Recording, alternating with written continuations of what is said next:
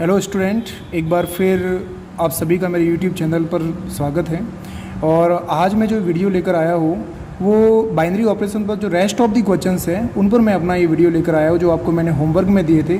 तो मेरे इस वीडियो को आप अंत तक देखिएगा और इसमें आज मैं आपको कुछ ट्रिक भी बताने वाला हूँ। और फिर आगे की जो सीरीज़ में मैं वीडियो लेकर आऊँगा तो अब मैं डिफ्रेंशिएशन और इंटीग्रेशन के ऊपर पहले फार्मूले आपको अच्छे से बताऊँगा और फिर उसके ऊपर भी मैं इसी तरह से अच्छे मार्क्स कैसे कवर करें बोर्ड के एग्ज़ाम के अंदर, उन पर मैं वीडियो अब लेकर आने वाला हूँ। तो आज का ये जो वीडियो है मेरा वो रेस्ट ऑफ द क्वेश्चंस पर है, तो जो मैंने उस दिन आपको होमवर्क में दिए थे। तो सबसे पहले जो है वो एक क्वेश्चंस मैंने दिया था आपको, सेकंड क्वेश्चन फर्स्ट तो मैं आपको सॉल्व करवा चुका था। वो ये था कि अगर एलिमेंट्स ए और बी है वो उनका अगर संबंध है वो रेशनल नंबर से है, प्रीमेय संख्या से है, क्यों से है, ठीक है ना। तो इसमें अगर ये संक्रिया ए स्टार बी इस तरह से परिभाषित है कि ए बी बाई टू, इस तरह से दिया हुआ अपन को। ठीक इसी तरह से अपन को है वो ए बी बाई टू की जगह एक और क्वेश्चन मैंने इसी में आपको दिया है, A star B is equal to A B by three भी दिया है, फिर A star B is equal to A B by four भी दिया था। ठीक है, इस तरह से बहुत से क्वेश्चंस बन सकते हैं और ये सब के सब क्वेश्चंस है, अधिकतर क्वेश्चंस इस खास तौर से ये वाला है, ये बोर्ड के एग्जाम में भी पूछे जा चुके हैं, ठीक है ना। और ये क्वेश्चंस तो आपके बुक के अंदर भी दे रखा है और इस पर सिर्फ तत्समक और क्रम विनिमयता के बारे में पूछा गया है, लेकिन ये क्रम विनिमयता और साहचर्यता के बारे में पूछा गया है, लेकिन इस पर वो एक बोर्ड के एग्जाम में है तत्समकता और प्रतिलोमता पर भी क्वेश्चंस बना हुआ है। ठीक है, तो अपन सबसे पहले है वो इसको लेकर चल रहे हैं। तो सबसे पहले इसमें क्रम विनिमयता के गुणधर्म का पालन हो रहा है या नहीं हो रहा है, कम्यूटेटिव रूल अप्लाई हो रहा है नहीं हो रहा है, इस पर अपन डिस्कस करते हैं। तो सबसे पहले है A star B is equal to A B by two, ये अपन को गिवन है। ठीक है, तो इसको अगर अपन ऐसा लिख दे, ए बी की जगह अगर अपन बी ए कर ले, इनको परस्पर इंटरचेंज कर ले, इनके स्थान को बदल दें, तो यहाँ पर है वो ए स्टार बी था, उसमें ए आगे और बी पीछे, अब इसमें बी आगे और ए पीछे हो गया। इसका मतलब इसको अपन क्या लिख सकते हैं, बी स्टार ए लिख सकते हैं इसको। तो ए स्टार बी लेकर चले थे और बी स्टार ए आ गया।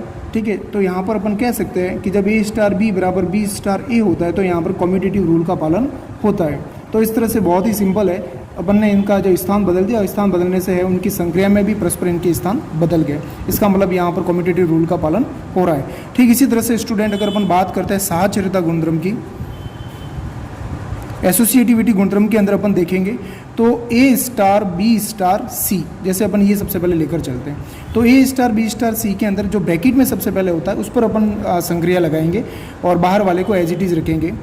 तो बी स्टार सी किस तरह से काम कर रहा है, वहाँ पर बी स्टार सी यहाँ पर जैसे क्वेश्चन में दे रखा है कि ए स्टार बी बराबर क्या, ए बी बाई टू, ए और बी का मल्टीप्लाई हो रहा है और दो से भाग लग रहा है। ठीक है, दो डिवाइड कर रहा है। तो ठीक इसी तरह से यहाँ पर भी क्या होगा, बी स्टार सी में क्या होगा, बी और सी का मल्टीप्लाई होगा और दो से डिवाइड होगा। ठीक है, तो इसका सॉल्यूशन है वो ये आया बी सी बाई टू। अब अपन को यहाँ पर आगे ये देखना है कि अभी भी स्टार संक्रिया है, तो जब तक ये स्टार संक्रिया यहाँ से नहीं हट जाती तब तक अपन को है वो उस स्टार संक्रिया को, जो भी उनके अवयवों के मध्य जो क्रिया हो रही है उसको अपन को है वो लगाते जाना है, अप्लाई करते जाना है।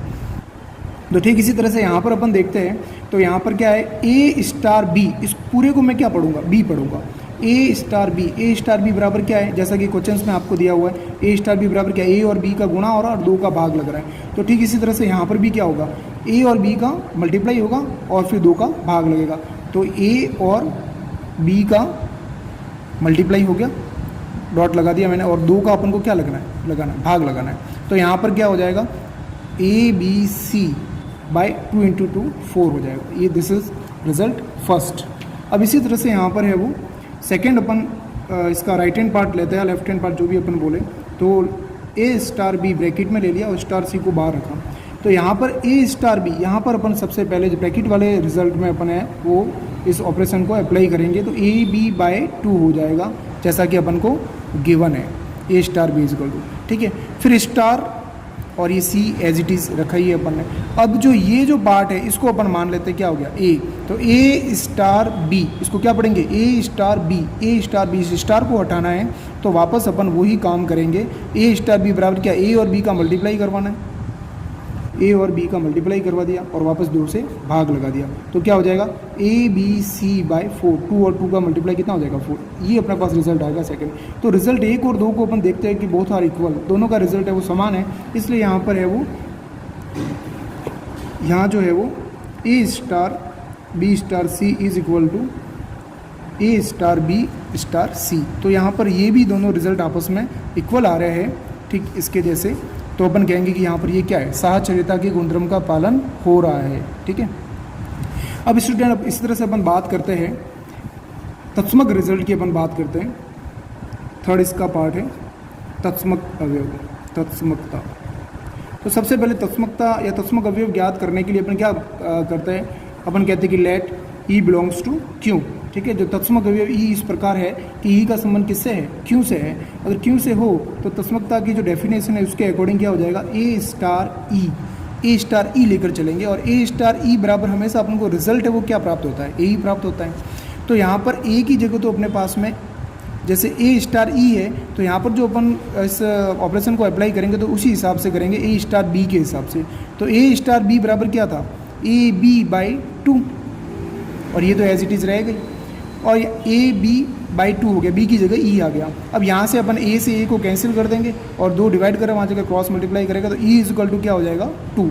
और जो ये रिजल्ट आएगा, ई का मान आएगा, ये हमेशा किससे संबंधित होगा, रेशनल नंबर से संबंधित। जो भी अपन को नंबर दे रखा है उससे ही ये बिलोंग्स टू आना चाहिए, ठीक है। उस बात का विशेष अपन को ध्यान रखना है। तो ई की वैल्यू अपने पास में क्या निकल गई, 2 निकल गई, ठीक है ना। अब अपन है वो इसी तरह से फोर्थ इसका जो प्रतिलोम अवयव ज्ञात करते हैं या व्युत्क्रम अवयव, प्रतिलोम या व्युत्क्रम दोनों एक ही बात है। अगर वो निकालना है तो इसमें भी अपन को वही मान के चलेंगे, माना कि एक प्रतिलोम अवयव एक्स माना जिसका संबंध किससे है, क्यू से है। तो यहाँ पर भी अपन देखेंगे तो A star X is equal to क्या लेंगे, ई, जैसा कि अपन को पता है, ठीक है ना। ये अपन को अकॉर्डिंग टू डेफिनेशन ये पता होना चाहिए। ये जो कंसेप्ट है वो किसका कंसेप्ट है, प्रतिलोम अवयव का।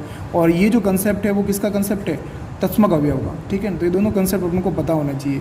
तो यहाँ पर अपन ए स्टार बी बराबर क्या, ए बी बाई 2, और बी की जगह अपने पास में यहाँ पर क्या है, एक्स, तो एक्स ले लेंगे इज इक्वल टू ई। और ई की वैल्यू अपन पहले से निकाल चुके हैं, वो कितनी है, 2 है, ठीक है।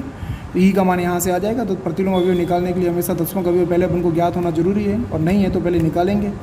तो यहाँ से x की वैल्यू अपने पास क्या हो जाएगी, 2 × 2 4, और ये मल्टीपल में वो यहाँ पर डिवाइड करेगा। तो यह भी क्या हो रहा है, एक रेशनल नंबर ही आ रहा है, p बाई क्यू का ही रूप है, जो कि संबंधित है किससे, क्यू से। आप a की वैल्यू रखते जाइए क्यू से, और जो भी रिजल्ट प्राप्त होंगे वो सब क्यू के अंदर ही होंगे, ठीक है। तो यहाँ पर अपने पास में ये 2 मान निकले, एक तो e का मान 2 निकला और एक x का मान है वो क्या निकला, 4/a, ठीक है। ये प्रतिलोम अवयव हो गया, ये आपका तत्समक अवयव होगा, क्रम विनिमय भी है, साहचर्य भी है। अब ठीक इसी तरह से स्टूडेंट जब अपन बात करते हैं